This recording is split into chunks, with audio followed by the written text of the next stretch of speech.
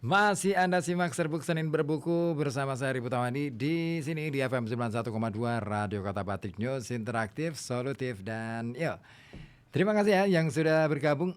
Untuk malam hari ini ada Mas Idris nih di waktu payung ke sesi. Nyimak aja nih. Oke, siap ya. Aha. Ditunggu juga yang lainnya boleh ya ngisi presensi di 0855422912 ya. Saya lanjutkan langsung saja untuk bagian berikutnya. Kali ini Peter Carey memberikan penjelasan mengenai apa yang kira-kira terjadi setelah Perang Jawa berakhir. Bagaimana nasibnya Pangeran Diponegoro di kemudian hari. Nah, ini dia. Hukuman seumur hidup dari Gubernur Jenderal. Nah, Peter Carey menulis demikian.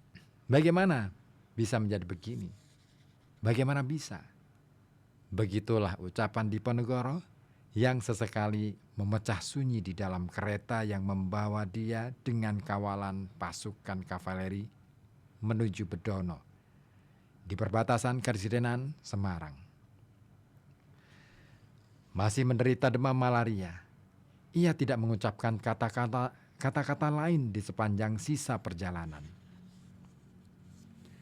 Saat tiba di benteng De Ontmonting di Ungaran pada larut senja, Diponegoro minta waktu untuk sembahyang di benteng itu. Inilah salat maghrib pertama Pangeran Diponegoro sebagai orang buangan. The stewards dan ropes tetap mengawasinya dari jarak yang tidak terlalu jauh. Kemudian, saat bersantap malam dengan komandan benteng dan dua opsir pengawalnya itu, the stewards mengatakan kesannya.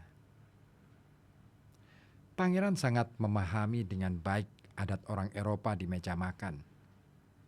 Saya belum pernah melihat seorang pangeran duduk dan makan dengan begitu anggunnya di meja makan. Setelah tiba di Semarang, petang hari 29 Maret, Diponegoro seminggu berada di kediaman residen di Bojong karena Van den Bosch memutuskan untuk tidak menahannya di penjara kota. Meski setiap hari makan semeja dengan residen, ia menolak anggur yang ditawarkan. Tetapi mulai menyenangi roti putih yang baru diangkat dari panggangan dan kentang Belanda atau kentang Welondo alias kentang sabrang, kentang pengasingan. Sebagaimana kata-kata plesetan punakawannya, Roto, dan sekalipun di bawah pengawasan ketat dan tidak pernah lepas dari tatapan opsir pengawal, Pangeran lambat laun mulai merasa nyaman dan senang dengan perlakuan yang diterimanya di Karesidenan. Pada 3 April, ketika kepadanya diberitahukan akan berangkat dengan kapal uap SS Van der Capellen ke Batavia, Pangeran langsung menyatakan kesiapannya. Hanya meminta sesampai di Batavia nanti, ia tidak harus menghadapi perundingan yang berlarut-larut lagi. Orang tahu bahwa saya ingin mendapat kepastian tentang hak-hak hukum saya, atau dikirim ke Mekah atau ke suatu tempat lain, katanya. The stewards menjelaskan bahwa hak-hak hukum ini maksudnya adalah Pangeran akan mendapat otoritas untuk menunjuk seorang imam di Yogyakarta dan satu lagi di Solo yang akan melaksanakan hukum menurut Al-Quran dan bukan menurut hukum Eropa kita. Sedangkan tempat lain yang dapat berarti pengasingan di Indonesia bagian timur sudah disadari oleh Pangeran. Karena ia pernah bertanya kepada the stewards, apakah Ambon itu pulau yang cukup besar? Tetapi mayor itu memberi semangat bahwa Pangeranlah yang memutuskan nasib sendiri. The stewards juga memberitahu bahwa Pangeran akan berada di bawah kewenangan Gubernur Jenderal begitu mereka berada di atas kapal uap.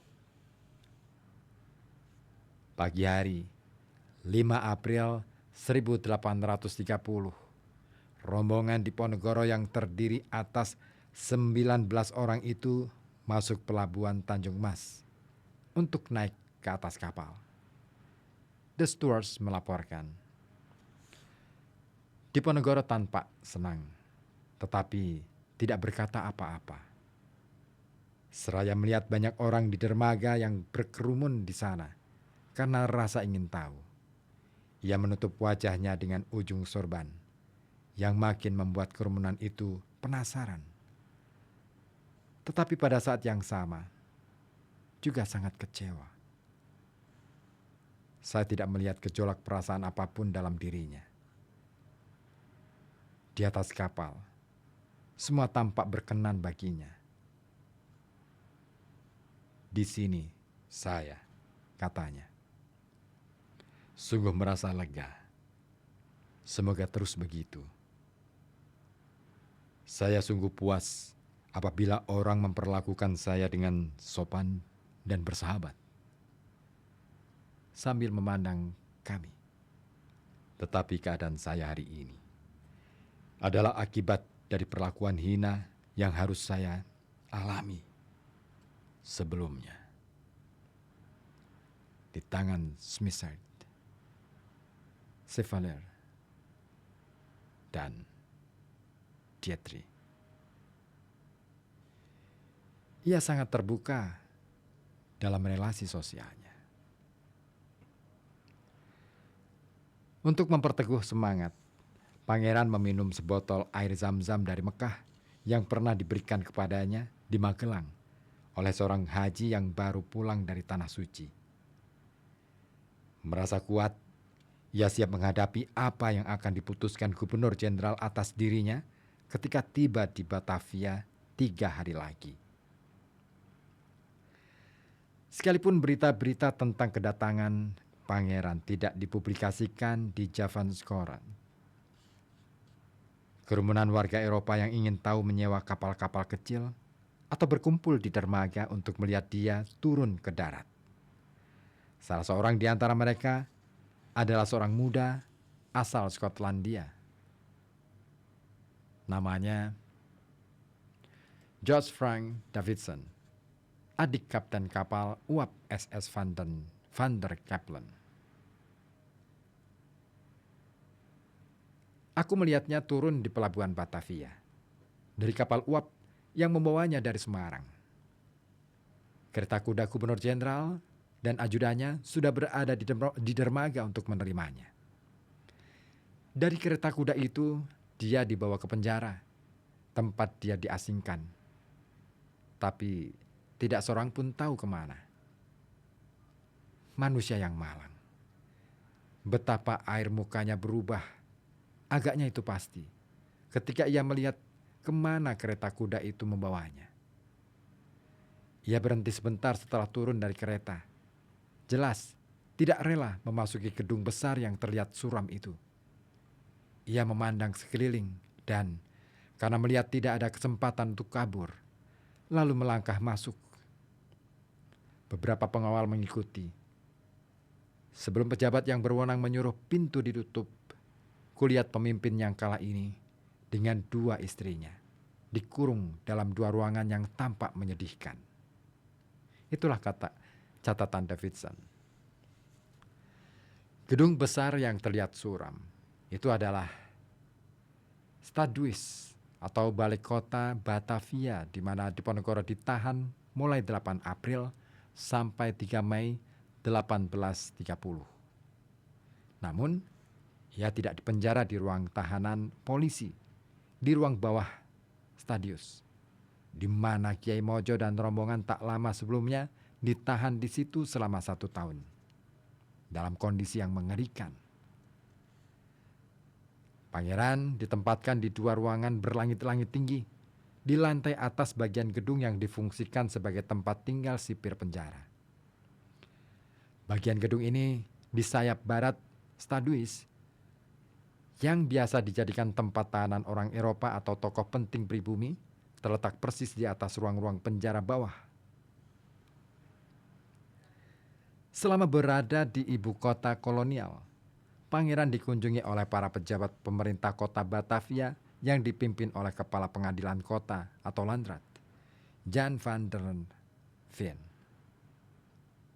Laki-laki dengan visi dan semangat besar.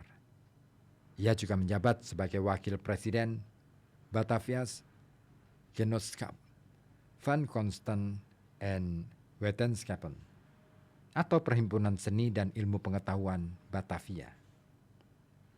Juga hadir kala itu Syah Bandar yang kemudian menjadi anggota pengadilan militer JN Olives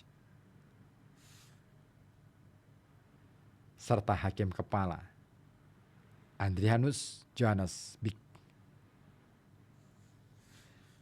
Sebagai seorang juru gambar berbakat, Bik membuat lukisan orang secara langsung. Sang pangeran dan hasilnya sampai sekarang masih tersimpan di Rijkspresentenkabinet dari Rijksmuseum Amsterdam, dan sebuah kopi hingga akhir tahun 1970-an tergantung di Museum Kota. Sekarang Museum Sejarah Jakarta di Jakarta. Sketsanya memberi kesan kuat tentang pemimpin Perang Jawa ini yang tampak sangat menonjol tulang pipinya dan pipi yang agak cekung akibat serangan malaria yang masih ia derita dan terus begitu sepanjang perjalanannya ke Manado. Jelas, Diponegoro merasakan 3 minggu tinggal di Stadius sebagai hukuman yang menyiksa. Dalam perjalanan ke Manado, ia mengatakan kepada Gunoro bahwa kondisi kesehatannya tidak memungkinkan dia tinggal berlama-lama di Batavia karena ia bisa menjadi korban hawa yang sangat panas di tempat itu. Dalam waktu sebulan itu, bukan hanya pangeran yang terganggu kesehatannya. Di tempat yang terpisah sejauh 60 km ke tenggara, di Bokor yang berudara pegunungan nan sejuk, lawan pangeran, Johannes van den Bos, juga menderita sakit. Kapten Roeps yang menemani pangeran tinggal di Batavia kerap dipanggil untuk memberi laporan pribadi tentang apa yang ia dapatkan dalam percakapan dengan Diponegoro selama perjalanan dari Magelang. Roeps memusatkan perhatian pada aspek-aspek agama dari perang dan pengaruh para ulama. Pada tanggal 19 April, Van den Bos mengatakan kepada anggota Dewan Hindia Belanda, Peter Merkes, bahwa gangguan para ulama, khususnya mereka yang tidak puas atas dihapusnya hukuman-hukuman berdasarkan Al-Quran, telah menjadi alasan utama meluasnya Perang Jawa. Ia meminta Merkes untuk menyelidiki bagaimana caranya menenangkan golongan ulama ini dan menyatakan agar pemerintah Hindia Belanda seharusnya lebih akomodatif terhadap isu-isu penetapan ataupun penerapan hukum Islam. Namun, terhadap Diponegoro, ia menunjukkan sikap jauh lebih keras. Semua usulan untuk mengizinkan pangeran tetap berada di tanah Jawa ditolak, diganti dengan hukuman pengasingan seumur hidup. Demi kedamaian di pulau ini, ia harus diperlakukan sebagai tahanan negara sampai napas terakhirnya di Manado, tempat yang paling cocok untuk dia di luar Jawa. Kemana Kiai Mojo dan rombongannya juga belum lama ini dipindahkan. Mengingat sakitnya Van den Bos, rincian langkah-langkah penanganan terhadap perkara Diponegoro dilaksanakan oleh 2 anggota Dewan Hindia yang lain, J.C. Goldman dan Mr. Isaac Bosquet, yang mengirim rancangan Beslide, surat keputusan pemerintah, dan instruksi yang mereka buat dengan kurir khusus ke Bogor untuk ditandatangani Gubernur Jenderal. Pada 30 April 1830, kedua naskah rancangan itu resmi disetujui. Surat keputusan itu antara lain menyatakan bahwa tempat yang paling cocok bagi Diponegoro sesuai dengan martabatnya, jika mungkin adalah sebuah tempat di tepi sungai dengan sebidang lahan di dekatnya, tempat di mana ia bisa berjalan-jalan dan di situ sebuah taman dapat dibangun untuk dia. Dalam babat dan percakapan di kapal dengan Knorrel, Diponegoro juga menyebut ketentuan-ketentuan ini, seraya menegaskan itu semua merupakan janji yang dibuat untuk dia oleh Van den Bosch melalui Rups. Dalam kata-kata Knorrel sebagai berikut. Diponegoro memberi kesan seakan-akan keberangkatannya ke Manado adalah karena keinginannya sendiri. Mereka telah menjanjikan dia kebun-kebun dan taman, kereta kuda, dan kebebasan pribadi yang tidak dibatasi. Ia selalu memanfaatkan segala kesempatan yang ada untuk mengingatkan saya bahwa kebebasannya tidak akan dihambat di Manado. Sebagaimana yang dilakukan De Cook di Magelang, mungkin saja para pejabat yang berunding dengan Diponegoro di Batavia juga tidak mengungkapkan semua kebenaran. Mereka mungkin saja menyemangati pangeran dengan mengatakan bahwa pengasingan di Manado nanti merupakan bentuk tempat peristirahatan sementara yang akan memberinya waktu untuk mengirim surat ke Belanda dan meminta kepada Raja Belanda persetujuan agar pangeran diperbolehkan menunaikan ibadah haji ke Mekah, sebuah perjalanan yang sangat didambakannya. Bahwa semua ini sangat jauh dari semangat perintah Van den Bosch dapat dilihat dari ketentuan-ketentuan berkenaan dengan status pangeran sebagai tahanan negara. Ketentuan-ketentuan itu lebih banyak berarti Manado sebagai bagian dari Gulog, kamp tahanan Belanda di Nusantara bagian timur, ketimbang sebuah tempat peristirahatan sementara yang nyaman dan terhormat. Sebanyak 50 serdadu ditugaskan mengawal Diponegoro dalam pelayaran dengan kapal ke Manado. Begitu tiba nanti di tujuan, residen wajib menyediakan pasukan dalam jumlah yang cukup untuk memastikan pangeran tidak bakal kabur. Terlepas dari pengawasan yang ketat ini, Diponegoro diperlakukan dengan sikap bersahabat, sesuai status kebangsawanannya dan tingkat pelanggarannya. Pada bulan yang sama, uang sebanyak 600 gulden diberikan kepada pangeran sebagai tunjangan bulanan, sebagaimana yang diterima Sultan Hamengkubuwono II saat diasingkan di Ambon pada tahun 1817 hingga 1825. Ia juga diizinkan memilih 2 ulama atau haji dari kelompok pengikut Kiai Mojo di Tonsea Lama atau Tondano untuk membantunya melakukan tugas-tugas keagamaan. Perintah Gubernur Jenderal juga mengatur ketentuan tentang keluarga Diponegoro, karena tak seorang pun putra-putri pangeran yang ingin ikut ke Manado, mungkin atas permintaan pangeran. Putra tertuanya, Pangeran Diponegoro II, dan anggota keluarganya yang lain diizinkan kembali hidup di Tegalrejo. Permintaan itu dikabulkan Van den Bosch sambil memberi catatan asal mereka tidak membahayakan tanah Jawa. Putra pangeran yang kedua, Pangeran Dipokusumo, dan putra ketiga, Pangeran Diponingrat, diberi tempat di Keraton Yogyakarta. Akhirnya, draft keputusan juga mengatur pembagian keris dan tombak pusaka Diponegoro, di mana Kapten Rups ditugaskan untuk membagikannya kepada para anggota keluarga pangeran. Satu-satunya pengecualian diberlakukan pada keris pribadi Diponegoro, Kyai Ageng Bondoyudo, yang tetap berada di tangan pangeran sampai akhir hayat dan menurut saksi keluarga pangeran di Makassar, ikut dikuburkan bersama pangeran di pemakaman Kampung Melayu, Makassar. Pada tanggal 27 April, Knorrel menerima perintah rahasia langsung dari Van den Bosch pribadi, yang menugaskan dirinya menjadi opsir pengawal selama perjalanan Diponegoro ke Manado. Penugasan diterima kolonel karena Rups yang berencana pulang ke Belanda pada bulan Juli tidak berada di tempat.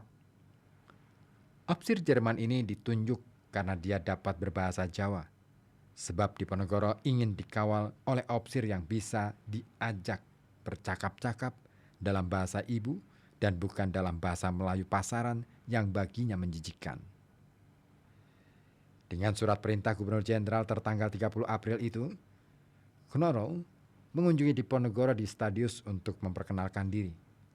Ia kemudian naik kapal korvet Angkatan Laut Belanda, Pollux, yang membuang sauh di pelabuhan Batavia. Kapal yang baru tiba dari Eropa membawa Panglima Angkatan Laut Hindia Belanda baru. Dianggap sangat cocok untuk mengangkut sang pangeran karena dilengkapi 16 meriam laut ringan di geladak yang cukup untuk menghalau serangan para bajak laut Bugis atau perompak lainnya. Sekalipun Diponegoro dan rombongannya sebetulnya sudah bisa naik ke atas kapal pada tanggal 1 Mei. Terjadi penundaan karena diperlukan waktu untuk mempersiapkan pasokan air bersih dan makanan di kapal yang cukup untuk pelayaran selama 6 minggu tanpa tempat persinggahan. Hal ini dilakukan karena rencananya kapal korvet ini tidak akan singgah ke pelabuhan manapun di Nusantara, menimbangkan politik muskilnya yang terkait dengan penumpang utamanya. Akhirnya, pada hari Senin tanggal 3 Mei, pukul 9 pagi, Diponegoro dan 19 pengikutnya, 11 pria dan 8 wanita, naik ke atas kapal, ditemani Rups dan para pejabat pemerintah kota Batavia yang dulu menyambut kedatangannya. Mereka ditemui Komandan Korvet, Kapten Tervze, Kapten Laut Christian Ick, opsir bawahannya, dan dokter kapal, Chirurgeons Major atau mayor ahli bedah, Hermanus Skillet, ahli penyakit kolera yang langsung disukai pangeran karena memiliki raut wajah yang mengingatkan pada residen Inggris John Crawford. Begitu barang bawaan pangeran telah dinaikkan, para pejabat kota itu pamit dan kepala pengadilan kota Van der Veen menyampaikan dengan tegas bahwa Diponegoro tak perlu segan-segan menyampaikan langsung kepada residen Manado semua kebutuhan pribadinya. Karena angin tidak bertiup, selama hampir sehari semalam, korvet itu berlabuh saja. Hal yang sangat menjengkelkan Diponegoro. Pangeran sangat gelisah. Ia ingin cepat-cepat meninggalkan tanah Jawa. Ia sangat malu bila pernah melihat tanah Jawa lagi, lapor Knoro, dan berharap saat di Manado nanti dia dapat meminta kepada Gubernur Jenderal uang dan kapal untuk melakukan perjalanan haji ke Mekah.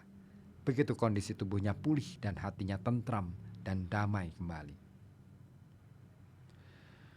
Pukul 5 pagi pada hari berikutnya, 4 Mei, angin mulai bertiup dari arah darat. Begitu fajar menyingsing terlihat di Teluk Batavia, korvet itu mulai membentangkan layar. Babak baru kehidupan pangeran pun dimulai. Ia tak pernah lagi menginjakkan kaki di pulau tempat kelahirannya. Seperempat abad masa pengasingan dan penahanan sudah menunggu di depan. Dan pada akhirnya Peter Carey menutup bab ini dengan simpulan sebagai berikut. Keberangkatan Diponegoro dari Batavia menandai berakhirnya 3 tsunami besar dalam hidup sang pangeran. Tsunami pertama terjadi pada tahun 1792 sampai 1793. Ketika sebagai seorang anak kecil, Prabu Bertas, ia diserahkan untuk diasuh dan dibesarkan oleh nenek buyut yang kuat dan tegas, yang sudah menjadi ibu angkat Diponegoro sejak pangeran masih bayi merah, untuk hidup bersamanya di Tegalrejo. Yang kedua, terjadi pada 20 Juli 1825, ketika Belanda menyerbu dan membakar habis Tegalrejo, peristiwa yang mengawali Perang Jawa. Tsunami yang terakhir terjadi di Magelang pada tanggal 28 Maret 1830, ketika pangeran ditangkap lalu dibuang ke pengasingan. Masing-masing merupakan sebuah Rubicon, momentum yang tidak memiliki jalan kembali. Peristiwa sebelum dan peristiwa sesudahnya merupakan dua dunia yang berbeda. Mengalami 3 peristiwa besar dalam sebuah kehidupan merupakan peristiwa yang jarang terjadi.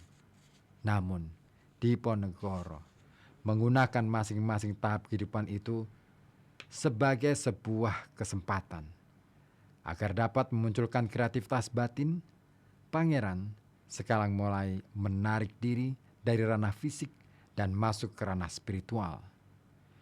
Kehidupannya di pengasingan menjadi aksi tumbuh mekarnya bakat sastra pangeran yang luar biasa, sebagaimana kita lihat dalam karya autobiografi Babat Diponegoro dan buku Primbon Makassar. Dalam fase ketiga dan terakhir inilah pangeran mempersiapkan diri menuju keabadian dengan membuka pintu gerbang kematian, Plawanganing Pati, dan dengan begitu menjelajah kehidupan batin yang begitu kaya.